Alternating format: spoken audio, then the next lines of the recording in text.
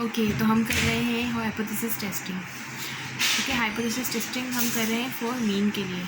ठीक है, क्या होती है हमारी कोई भी एक स्टेटमेंट होती है, हमारा हाइपोथेसिस होता है, वो रियल स्टेटमेंट नहीं होती है, और उसको हम चेक करते हैं थ्रू नॉर्मल डिस्ट्रीब्यूशन कि अगर वो हमारी जो स्टेटमेंट है वो ट्रू है या फिर हम कुछ गलत फैसला कर रहे हैं, तो वो हम टेस्ट करते हैं हाइपोथेसिस टेस्टिंग में। ठीक है, और ये सिर्फ हम मीन के लिए करते हैं, यानी कि जो हमारी स्टेटमेंट होगी वो मीन के लिए होगी। या तो हम कहेंगे कि भाई मीन बड़ा है या छोटा है या इज़ इक्वल्स टू है, या जो भी हमें लग रहा होगा वो हम स्टेटमेंट बना देते हैं। अच्छा, इसमें जो हमारी स्टेटमेंट होती है वो 3 तरह बल्कि 6 तरह की हो सकती है। ठीक है, सवाल में आपको ये भी कह सकते हैं कि population mean is greater than और इज़ इक्वल्स टू, कोई भी नंबर दिया होगा चले यू नोट के देते हैं। Population mean is less than is equals to, population mean is equals to. जब इक्वालिटी आ जाएगी ना, अगर इन तीनों में से कोई भी स्टेटमेंट आपके क्वेश्चन में मौजूद है तो आपने उसको एच नोट में पुट कर देना। ठीक है, लेकिन अगर स्टेटमेंट ये होगी कि मीन इज़ ग्रेटर दैन कोई भी नंबर हो, इवन 60 हो 50 हो, कोई भी नंबर हो, आपको कहेंगे population mean is greater than 60 और 50, मतलब इज़ इक्वल्स टू नहीं है, सिर्फ ग्रेटर दैन और लेस दैन की कंडीशन है। या फिर ये है कि नॉट इक्वल्स टू, तो उसे आप पुट कर देंगे H1 में। ठीक है, इस चीज़ को आप H1 में पुट करेंगे और इस चीज़ को आप H नोट में, यानी कि H नोट में इस तरह की कोई स्टेटमेंट नहीं होती और H1 में इक्वल वाली कोई स्टेटमेंट नहीं होती। ठीक है, जितनी भी अनइक्वालिटी होती है, अनइक्वालिटी जितनी भी होती है वो सारी की सारी H1 में आती है, जितनी भी इक्वलिटी वाली स्टेटमेंट्स होती हैं वो सारी की सारी H नोट में आती है। ठीक है, तो हमारी स्टेटमेंट 6 तरह से हो सकती है। या तो हम ये कहते हैं कि कोई भी मीन जो है वो ग्रेटर दैन और इज़ इक्वल्स टू है, लेस दैन और इज़ इक्वल्स टू है, और इज़ इक्वल्स टू, तो इक्वालिटी वाली स्टेटमेंट को हम H नोट में पुट करेंगे, और बाकी अनइक्वालिटी वाली को H1 में। डिपेंड करता है कि हमारे सवाल में कौन सी स्टेटमेंट मौजूद है। ठीक है, हम ये नहीं कह सकते कि सवाल के अंदर जो स्टेटमेंट मौजूद है वो सिर्फ H1 में आएगी हर बार, नहीं। हम पहले वो देखते हैं कि वो सवाल को किस तरह से उन्होंने पूछा है। ठीक है, फिर हम जब नॉर्मल डिस्ट्रीब्यूशन के थ्रू मीन की टेस्टिंग कर रहे होते हैं तो वो हम किस तरह से करते हैं। फॉर एग्जांपल, हमें पता है कि नॉर्मल डिस्ट्रीब्यूशन क्या होती है। नॉर्मल डिस्ट्रीब्यूशन ये होती है कि हमारे पास जो पॉपुलेशन है, ठीक है, वो एक सीरीज़ से चलता हुआ आ रहा होता है, यानी कि यूँ यूँ यूँ यूँ और यूँ, और फिर यूँ यूँ यूँ यूँ यूँ। ठीक है, यानी कि यहाँ पे क्या होता है कि जो बीच का पॉइंट होता है, ये जो मीन होता है, ये यहाँ पे 0 होता है। ठीक है, नॉर्मल डिस्ट्रीब्यूशन हमें ये बता रहा होता है। ठीक है, तो नॉर्मल डिस्ट्रीब्यूशन में हम मीन को ही डिफ़ाइन कर रहे होते हैं, और इसीलिए हम मीन की टेस्टिंग भी नॉर्मल डिस्ट्रीब्यूशन के थ्रू ही कर रहे होते हैं। फिर हम अच्छा, यहाँ पे मीन 0 क्यों होता है, क्योंकि देखें आधी वैल्यूज़, क्योंकि हमें पता है ये चीज़ नेगेटिव को शो करिए, चीज़ पॉजिटिव को शो करिए। आधी वैल्यूज़ नेगेटिव में होंगी, आधी पॉजिटिव में होंगी, सारी की सारी कैंसिल आउट हो जाएंगी ना, तो इस वजह से हमारा मीन जो है वो 0 बनेगा। आधी वैल्यूज़ को पॉजिटिव में रखें, आधी को नेगेटिव में रख के प्लस करें तो वो सारी कैंसिल आउट हो जाएंगी। ठीक है, तो हम यहाँ पे टेस्ट कर रहे होते हैं मीन का। ठीक है, अब यहाँ पे मीन 0 है, ज़रूरी नहीं है यहाँ पे मीन की कोई ना कोई वैल्यू होगी, यहाँ पे कोई ना कोई वैल्यू होगी। ठीक है, तो अच्छा, अब हम बेसिकली टेस्ट क्या कर रहे होते हैं। क्वेश्चन के अंदर हमें एक सैम्पल का मीन गिवन होता है। सैम्पल का मीन कोई भी गिवन होगा, ठीक है, उसके रिलेटेड उन्होंने कोई पॉपुलेशन मीन पर कोई ना कोई स्टेटमेंट बनाई होती। फॉर एग्जांपल, हमारे पास एक क्वेश्चन मौजूद है हमारे कंपाइलर के अंदर, उसके अंदर हमारे पास है कि सैम्पल का मीन 59.1 है, तो हम चेक करते हैं कि पॉपुलेशन का मीन 60 से कम है या नहीं। ठीक है, तो वो हम चेक कर रहे होते हैं, या आई थिंक ज़्यादा है, मुझे कंफर्म याद नहीं है, तो इस तरह से था। ठीक है, तो अगर हमें अब फॉर एग्जांपल क्लास में एक स्टूडेंट है, अब हम उसकी नेचर को देख के तो पता नहीं लगा सकते ना कि पूरी क्लास कैसी होगी।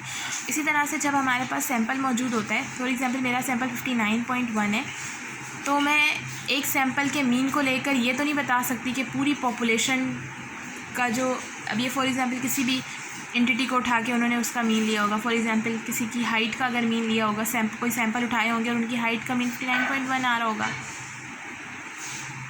हाइट का नहीं कह सकते, कुछ और ले लेते हैं हम, स्कोर का।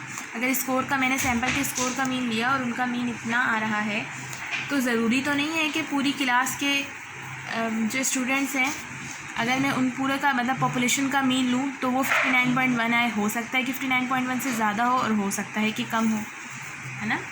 दोनों पॉसिबिलिटीज़ हो सकती हैं, और हो सकता है कि इसके बराबर हो, दोनों पॉसिबिलिटीज़ हो सकती हैं। हो सकता है कि इसके बराबर भी हो और कम भी हो सकता है कि इससे ज़्यादा भी इससे कम भी हो सकता है कि बिल्कुल इसके बराबर हो सकता है इसके बराबर ना हो। ठीक है, तो आप क्या चेक करना चाहते हैं आप वो यहाँ पे पुट करके देख सकते हैं। ठीक है, फॉर एग्जांपल आप ये चेक करना चाह रहे हैं कि अगर सैंपल का मीन 59.1 है तो क्या पॉपुलेशन का मीन भी 59.1 से कम है या 59.1 से ज़्यादा है। तो जो भी आपने सवाल में स्टेटमेंट अपनी पुट की है ना, अगर वो ज़्यादा कम की है यानी अनइक्वालिटी की है तो उस स्टेटमेंट को आप H1 कहेंगे, लेकिन अगर वो अनइक्वालिटी की आपने ग्रेटर देन और 1 के लिए काम करने तो वो H0 में आप पुट कर दें। ठीक है, तो यहाँ से फिर हम सैंपल यानी कि एक सैंपल को उठा के हम अंदाज़ा लगाएंगे क्या हमारी जो थीसिस है, हाइपोथेसिस है पॉपुलेशन के हवाले से वो ठीक है या नहीं। ठीक है, तो ये हम कर रहे होते हैं। अच्छा, सबसे पहले हम क्या करते हैं, हाइपोथेसिस के लिए काम कर रहे होते हैं। अच्छा, सबसे पहले हम ग्राफिकल रिप्रेजेंटेशन देख लेते हैं। नॉर्मल डिस्ट्रीब्यूशन में हमारे पास 3 तरह से ग्राफ बन रहे होते हैं जी। ये हमारे पास नॉर्मल डिस्ट्रीब्यूशन के जो है, अच्छा हम जो नॉर्मल अपना जो ग्राफ बनाते हैं अपने जहन में जब बनाते हैं, जब हम सवाल सॉल्व कर रहे होते हैं तो हमारे जहन में एक ग्राफ बन रहा होता है। ठीक है, तो वो हम ग्राफ किसको देख के बनाएंगे, हम बनाएंगे अपनी अल्टरनेटिव हाइपोथेसिस को देख के। ठीक है, तो अल्टरनेटिव हाइपोथेसिस में हमें पता है 3 पॉसिबिलिटीज़ हैं, तो हम तीनों पॉसिबिलिटीज़ के जब तीनों पॉसिबिलिटीज़ में कौन कौन सा ग्राफ होगा, फॉर एग्जांपल जब पॉसिबिलिटी ए होगी तब हमारे पास ग्राफ कैसे बनेगा, बी होगी तब कैसे बनेगा और सी होगी तब कैसे बनेगा। देखें, ए में हमारे पास है पॉपुलेशन इज़ ग्रेटर दैन। ठीक है, तो जब ग्रेटर दैन की बात आएगी ना तो आपके पास जो टेल होगी वो यहाँ पे बनेगी राइट पे। ठीक है, यहाँ राइट पे बनेगी। अल्फ़ा जो है वो अगर गिवन नहीं है तो आप 0.05 रखेंगे। ज़ाहिर है अगर अल्फ़ा को आपने 0.05 रख दिया तो यहाँ की चीज़ 0.95 हो जाएगी ना, क्योंकि 100% में से हम मालूम कर रहे होते हैं। तो 0.95 और 0.05 इसे प्लस करें तो 100 बन जाएगा। अगर आपके पास नहीं, सॉरी मैंने गलत लिखा, ये बी है और ये ए है, ये ए है। ठीक है, तो ए वाली जो कंडीशन है आपके पास वो यहाँ पर है और जब बी वाली कंडीशन होगी वो यहाँ पे, यानी कि वो हमारे पास लेफ़्ट पे होगा अल्फ़ा। ठीक है, वो अल्फ़ा यहाँ पे कंसीडर हम करेंगे, बाकी 0.95, यानी कि जब आपके पास लेस देन वाली होगी तो हमारे पास लेफ़्ट पे होगा और जब ग्रेटर देन होगी तो हमारे पास राइट पे होगा। और जब अनइक्वल होगा तब क्या होगा, तब हम क्या करेंगे, दोनों साइड पे बनाएंगे, 2 टेल ग्राफ बनाएंगे हम। उस दौरान हम अल्फ़ा को डिवाइड कर लेंगे 2 पे। जब 2 पे डिवाइड करेंगे तो 0.025 और 0.025। अब हमारे पास 2 रिजेक्शन रीजन हो गए। ये जो अल्फ़ा होता है ना इसे हम रिजेक्शन रीजन भी कहते हैं। ये पूरा हमारा रिजेक्शन रीजन है और ये वाला जो पूरा है ना हमारा, ये नॉन रिजेक्शन रीजन है। इसी तरह से ये हमारा नॉन रिजेक्शन रीजन है और ये अल्फ़ा वाला जो है वो रिजेक्शन रीजन है। यहाँ पे 2 रिजेक्शन रीजन आ गए, ये दोनों रिजेक्शन रीजन है और ये बीच की चीज़ जो है ये नॉन रिजेक्शन रीजन है। ठीक है, ये हो गया हमारे पास। अब हमने क्या करना है, अब हमें क्योंकि ग्राफ की प्लॉटिंग किस तरह से वो समझ आ गई, अब हम नेक्स्ट तरफ चलते हैं। जो नेक्स्ट हमारा जो सबसे पहले तो हमारी हाइपोथेसिस होती है। ठीक है, तो हाइपोथेसिस में हमने सवाल में देख लिया भाई उन्होंने क्या पूछा हुआ है, उस लिहाज से हमने हाइपोथेसिस को सेट कर लिया। ठीक है, सेकेंड में हमने क्या किया, फॉर एग्जाम्पल मेरे पास सवाल था कि हमने चेक करना है कि population mean is greater than 60 और नॉट। ठीक है, ग्रेटर दैन 60 है ना, तो इसे मैं फ़ौरन से H1 में लगाऊंगी क्योंकि अनइक्वलिटी है। ठीक है, तो मैं क्या करूँगी, मीन इज़ ग्रेटर दैन 60। इसी का उल्टा अब मैं ख़ुद से ये बना लूँगी, H0 क्या होगा भाई, ये H0 इज़ ग्रेटर दैन 60 है तो ज़ाहिर है पॉपुलेशन मीन H0 में इसका उल्टा क्या होगा, लेस देन और इज़ इक्वल्स टू 60। ठीक है, तो मैं खुद बना लूँगी, और तो इज़ इक्वल्स टू लगाना ज़रूरी है H0 में। ओके, लेवल ऑफ सिग्निफिकेंस क्या होगा, अच्छा लेवल ऑफ सिग्निफिकेंस, क्योंकि अगर क्वेश्चन में नहीं है तो मैं 0.05 ले लूँगी, वैसे तो ज़्यादातर दिया हुआ है सवाल में ही। ठीक है, तो ये 0.05 मुझे पता चल गया कि वो रीजन है जिसको मैंने अपना रिजेक्शन रीजन बनाना है। ठीक है, तो ये 0.05 होगा, तो उससे मुझे ये पता चलेगा कि मुझे अंदर की वैल्यू क्या रखनी है। अगर आपके पास अल्फ़ा 0.01 होता है, ठीक है, इसका क्या मतलब है कि 100 में से 0.01 निकाला तो 0.99, इसका मतलब है आपके जो नॉन रिजेक्शन रीजन है वो 0.99 का बनेगा और आपका अल्फ़ा 0.01 का होगा। सेम इसी तरह से अगर आपके पास जो